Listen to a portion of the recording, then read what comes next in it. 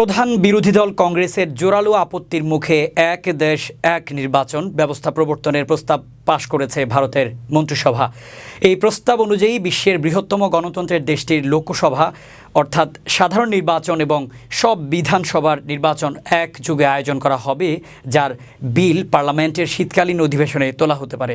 India today লিখেছে, ভারতের সাবেক রাষ্ট্রপতি রামনাথ কোবিন্দের নেতৃত্বে উচ্চ পর্যায়ের একটি কমিটি একযোগে নির্বাচন আয়োজনের উপর প্রতিবেদন জমা দেওয়ার পর বুধবার সেটির প্রস্তাব কেন্দ্রীয় মন্ত্রিসভায় তোলা হলে সেটি অনুমোদন পায়।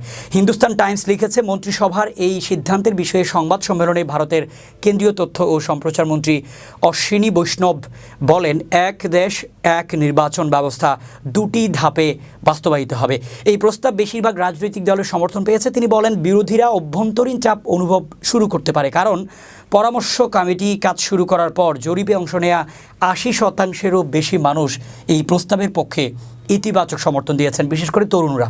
কংগ্রেস, আম আদমি পার্টি ও শিবসেনা সহ বেশ কয়েকটি বিরোধী দল একসঙ্গে সব নির্বাচন আয়োজনের বিরোধিতা করে অভিযোগ করেছে যে এটি কেন্দ্রে ক্ষমতাসীন দলকে উপকৃত করবে।